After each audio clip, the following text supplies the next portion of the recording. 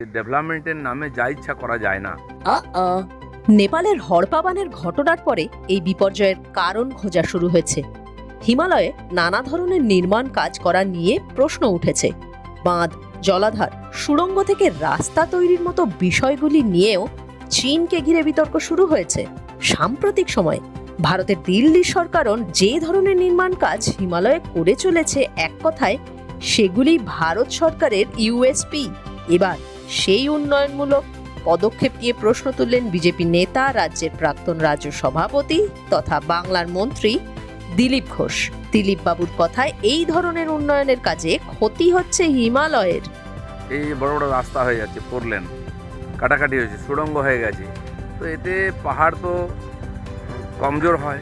এমনকি সুড়ঙ্গ বা রাস্তা তৈরিকে যা ইচ্ছা করা বলতেও ছাড়েননি দিলীপ। আমার মনে হয় সরকারের একটা ভাবা উচিত যে ডেভেলপমেন্টের নামে যা ইচ্ছা করা যায় না। বড় বড় বাড়ি, বড় বড় রাস্তা, এখানে সেখানে সুড়ঙ্গ ইত্যাদি ইত্যাদি। আর এটা একটা পলিসি না তৈরি করলে আগামী দিনে আরো বড় বিপদ হবে। কয়েক দশক ধরে পরিবেশবিদ থেকে বিজ্ঞানীরা উন্নয়নের প্রবল গতি থেকে হিমালয়কে ছাড় দেওয়ার অনুরোধ করেছেন। কান দেননি দেশের নেতারা। এবার দেশেরই শাসক গোষ্ঠীর নেতার কথা আদৌ শাসকদের কানে পৌঁছায় কিনা তাই দেখার।